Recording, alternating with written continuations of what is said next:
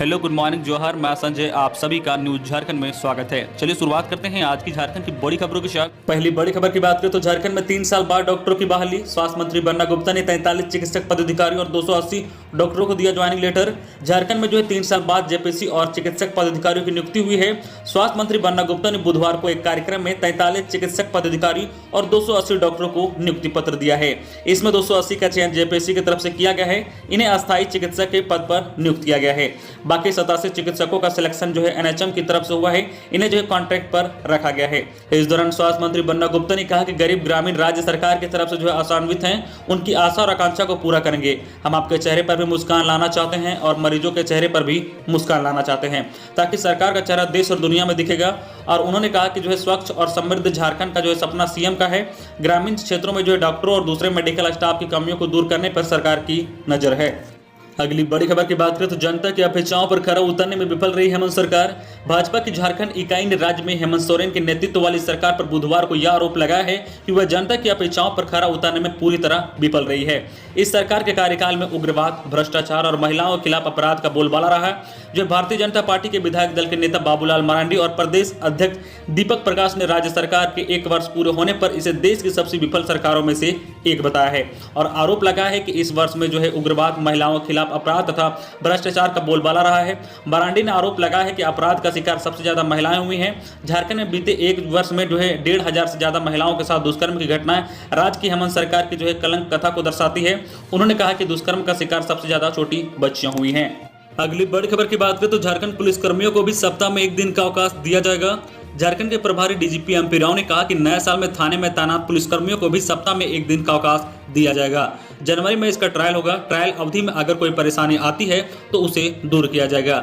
इसके बाद रोस्टर के माध्यम से साप्ताहिक अवकाश देने का काम शुरू होगा, ताकि पुलिसकर्मी तरोताजा होकर अपने कर्तव्य का निर्वहन कर सके। उन्होंने स्पष्ट कहा कि अगर हमें उनसे उम्मीद है तो उनकी समस्याओं का भी समाधान होना चाहिए।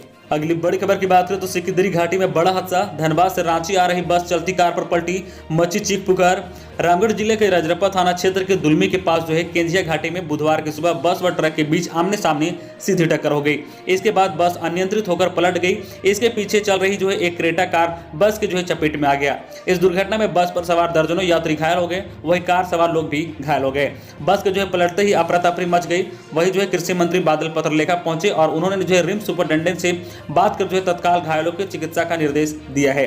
कृषि मंत्री बोकारो जाने के क्रम में सिकिदरी घाटी में ही रुके थे।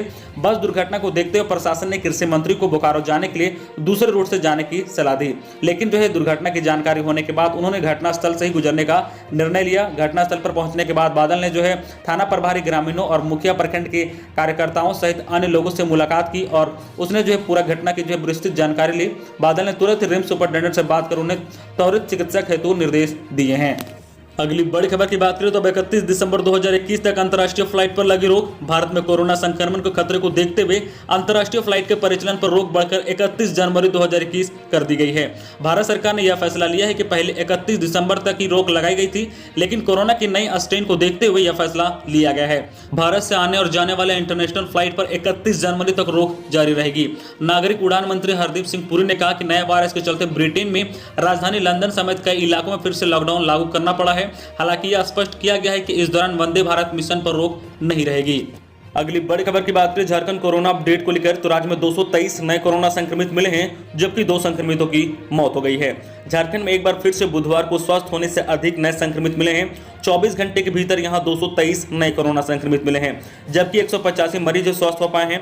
वहीं राज्य में 2 कोरोना मरीजों की मौत हो गई है। बुधवार को राज्य के विभिन्न जिलों में 15,534 लोगों की कोरोना जांच हुई, जिसमें 223 नए कोरोना संक्रमित पाए गए हैं। एक बार फिर से सबसे अधिक रांची में 87 संक्रमित मिले हैं। हालांकि यहां 90 मरीज स्वस्थ भी हुए हैं। रांची के बाद पूर्व सिंहभूम में 40, बोकारो से 20, धनबाद से 18 तथा हजारीबाग से 13 संक्रमित की पहचान हुई है। गोड्डा, जामताड़ा, कोडरमा, पाकुड़, साहिबगंज में कोई संक्रमित नहीं मिला है। अन्य जिलों में 10 से कम संक्रमित पाए गए हैं। स्वस्थ होने से अधिक नए संक्रमित मिलने से राज्य में कोरोना के सक्रिय मामलों की संख्या बढ़कर 1620 हो गई है। अगली बड़ी खबर की बात करें तो स्वास्थ्य मंत्री ने दिलाया भरोसा, झारखंड में कोरोना के नए स्ट्रेन से डरने की जरूरत नहीं। झारखंड के स्वास्थ्य मंत्री बन्ना गुप्ता ने कहा कि कोरोना के नए स्ट्रेन से भयभीत होने की जरूरत नहीं है। राज्य सरकार इससे निपटने के लिए पूरी तरह से तैयार है। देश दुनिया में इसे लेकर क्या कुछ हो रहा है उस पर भी नजर रखी जा रही है। रांची में पत्रकारों से बातचीत करते हुए उन्होंने कहा कि कोरोना से राज्य सरकार ने बेहतर तरीके से निपटा है। वही वजह है कि झारखंड में कोरोना के मामले बेहद कम सामने आए हैं। रिकवरी रेट में झारखंड ने मिसाल पेश की है, मृत्यु दर भी बेहद कम रहा है। अगली बड़ी खबर की बात करें तो अभी बोल नहीं पा रहे जगन्नाथ महतो। सरयू राय के बाद लंबोदर महतो ने की मुलाकात। चेन्नई के एमजीएम अस्पताल में इलाजरत मंत्री जगन्नाथ महतो अभी बोल नहीं पा रहे हैं, कमजोरी भी बहुत है। उनका हालचाल लेने के लिए चेन्नई पहुंचे गोमिया के आलसू विधायक डॉक्टर लंबोदर महतो से उन्होंने इशारों में ही बात की। लंबोदर महतो के अनुसार अस्पताल के मेडिकल स्टाफ ने जब उनके बारे में जानने का प्रयास किया तो मंत्री ने कागज पर गोमिया एमएलए लिखकर उनका परिचय कराया। मंत्री ने उनकी ओर देखकर मुस्कुराया तथा दोनों हाथ उठाकर अभिवादन भी किया। लंबोदर महतो ने इलाज कर रहे अपर जिंदल एवं डॉक्टर मुराली कृष्णन से भी मिलकर मंत्री के स्वास्थ्य की जानकारी ली है। दोनों चिकित्सकों ने बताया कि मंत्री अब नाश्ता एवं भोजन स्वयं करने लगे हैं। थोड़ी कमजोरी है जिसे दूर करने का प्रयास किया जा रहा है। चिकित्सकों ने आशा व्यक्त की है कि शीघ्र पूरी तरह से स्वस्थ होकर झारखंड लौटेंगे। अगली बड़ी खबर की बात करें तो न्यू ईयर के जश्न पर प्रशासन की नजर। होटल, रेस्टोरेंट और बार में कभी भी पड़ सकती है गाइडलाइन का उल्लंघन, मिलते ही कानूनी कार्रवाई। न्यू ईयर के जश्न पर रांची जिला प्रशासन की तरफ से विशेष गाइडलाइन जारी की गई है। जिला प्रशासन को शक है कि 31 दिसंबर की रात होटल में तय संख्या से ज्यादा लोग जमा हो सकते हैं। इसके मद्देनजर होटल, बार और रेस्टोरेंट पर पार्टी करने वाले पर प्रतिबंध रहेगा। इतना ही नहीं, जिला प्रशासन के सूत्रों की माने तो एक विशेष टीम का गठन भी किया गया है जो न्यू ईयर की रात कभी भी किसी भी होटल में रेड कर सकती है। अगर वहां कोविड-19 के नियमों का उल्लंघन पाया जाता है तो होटल संचालन के खिलाफ कानूनी कार्रवाई की जाएगी। जिला प्रशासन ने अपने निर्देश में कहा है कि सभी को हर हाल में सोशल डिस्टेंसिंग का पालन करना होगा। सरकार की ओर से जारी निर्देश के मुताबिक हॉल की क्षमता के मुताबिक उसमें आधा या अधिकतम 200 लोग ही हॉल में प्रवेश मिलेगी। एंट्री गेट पर मास्क, सैनिटाइजर और थर्मल स्कैनिंग की व्यवस्था अनिवार्य रूप से करनी होगी। इतना ही नहीं, होटल में आने वाले सभी लोगों का ब्यौरा भी रखना होगा। अगली बड़ी खबर की बात करें तो 31 दिसंबर और 1 जनवरी को नहीं चलेंगे भारी वाहन, यह प्रशासन का गाइडलाइन जारी। पूर्व सिंहभूम जिला प्रशासन ने नववर्ष पर सांस्कृतिक कार्यक्रमों के आयोजन पर रोक लगा दी है, लेकिन शहरवासियों के उल्लास में खलल नहीं हो इसका भी ख्याल रखा गया है। इसी वजह से जिला प्रशासन ने नववर्ष के मौके पर भारी वाहनों के जमशेदपुर शहर में आवागमन को लेकर दिशा निर्देश जारी कर दिया है। इसके तहत 31 दिसंबर को शाम 5 बजे से रात 2 बजे तक और 1 जनवरी को सुबह 6 से रात 12 बजे तक शहर में भारी वाहनों का परिचालन नहीं किया जाएगा। अगली बड़ी खबर की बात करें तो टाटा नगर स्टेशन में बड़ा हादसा टला। 2 भागों में बटी मालगाड़ी। टाटा नगर स्टेशन में बुधवार को एक बड़ा हादसा होते होते टल गया है। दोपहर लगभग 1 बजे कोयला लेकर जा रही मालगाड़ी 20 से 2 भागों में बढ़ गई है। रेलवे अधिकारियों की माने तो प्लेटफॉर्म संख्या 3 से मालगाड़ी आदित्यपुर की ओर जा रही थी, तभी टाटा नगर रेलवे स्टेशन छोड़ने से पहले ही मालगाड़ी 2 भागों में बढ़ गई। इसके कारण इंजन से जुड़ा हुआ हिस्सा आगे बढ़ गया और जबकि कपलिंग टूटने से पीछे का हिस्सा थोड़ी दूर लुढ़क कर रास्ते पर ही रुक गया। अधिकारियों की जानकारी मिलने पर अनन फनन में इंजन को वापस कर कपलिंग को जोड़ा गया और ट्रेन को रवाना किया गया। अगली बड़ी खबर की बात करें तो कृषि कानूनों में किए गए सुधार कृषकों के हित में है। किसानों को विपणन के लिए मिलेंगे कई विकल्प। दिव्यांग कृषि विज्ञान केंद्र मोराबादी में बुधवार को कृषकों के लिए प्रशिक्षण कार्यक्रम का आयोजन किया गया। इस दौरान कार्यक्रम के दौरान रांची के वरिष्ठ वैज्ञानिक सह प्रधान डॉक्टर अजित कुमार सिंह ने कृषकों को संबोधित करते हुए कहा कि कृषि कानूनों में किए गए सुधार कृषकों के हित में है। इससे देश की कृषि व्यवस्था और सुदृढ़ होगी। किसानों को विपणन के लिए कई विकल्प मिलेंगे। उन्होंने कृषि बिल में किए गए सुधारों और पारित बिल के संबंध में विस्तृत में किसानों को जानकारी दी। उन्होंने कहा कि इस सिस्टम के तहत न्यूनतम समर्थन मूल्य जारी रहेगा। एपीएमसी मंडियां कायम रहेगी और कॉन्ट्रैक्ट फार्मिंग के तहत एग्रीमेंट फसलों के लिए होगा, ना कि जमीन के लिए। इस कानून के अंतर्गत कृषकों की जमीन बिल्कुल सुरक्षित रहेगी। अगली बड़ी खबर की बात करें तो बेकार बोतल फूंक रहे हैं पौधों में जान। चाईबासा के शिक्षक की जुग्गताई काम। पर्यावरण सुरक्षा के साथ साथ पौधों को बचाने का नायाब तरीका एक शिक्षक ने इजाद कर दिया है। मंजारी प्रखंड के राजबासा गांव में एक शिक्षक ने बेकार हो चुके हजारों पानी के बोतलों को काट कर उससे टपक विधि से पौधों में पानी देने का एक नया तरीका खोज निकाला है।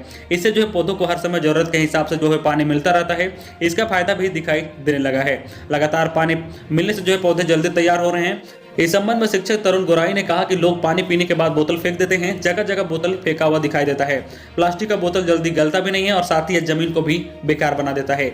इस पर हमने एक प्लान बनाया। इससे बेकार प्लास्टिक के बोतल को जमा किया और उनके बोतल के पेंदा को काट कर छोटा कर दिया। इसके बाद उसे उल्टा कर ढक्कन को थोड़ा खोल दिया जाता है। इससे पानी बहुत कम मात्रा में लगातार टपक कर गिरती रहती है। एक बोतल में बहुत कम पानी डालने पर भी वह दिन भर बूंद बूंद करके हिसाब से गिरता रहता है। अगली बड़ी खबर की बात करें तो गणतंत्र दिवस परेड में शामिल होने झारखंड के 6 एनएसएस स्वयंसेविका दिल्ली के लिए रवाना। नई दिल्ली में गणतंत्र दिवस परेड 2021 में शामिल होने के लिए झारखंड से राष्ट्रीय सेवा आयोग के 6 विद्यार्थी दिल्ली के लिए रवाना हुए हैं। इसमें रांची यूनिवर्सिटी एनएसएस के 3 विद्यार्थियों के अलावा शिवम कुमार एवं अभिषेक रंजन तथा देवघर की एक स्वयं सेविका पल्लवी भारती पटना के लिए रवाना हुई है। फिर वहां से सभी साथ में दिल्ली के लिए रवाना होंगे। अगली बड़ी खबर की बात करें तो झारखंड को कुपोषण मुक्त बनाने में जुटी है सखी मंडल की दीदियां। 3 लाख परिवार दीदी बाड़ी योजना में जुड़ी है। ग्रामीण विकास विभाग झारखंड के प्रधान सचिव आराधना पटनायक ने राज्य के सभी जिला के कुल 75 संकुल संगठन की दीदियों से दीदी बाड़ी योजना के संबंध में वीडियो कॉन्फ्रेंसिंग के माध्यम से बात की। महिलाओं से बातचीत के दौरान उन्हें दीदी बाड़ी योजनाओं के अंतर्गत चल रही गतिविधियों के बारे में जानकारी ली है। वर्तमान में 3 लाख से अधिक महिलाएं दीदी बाड़ी योजना में जुड़कर संबंधित लाभ उठा रही है।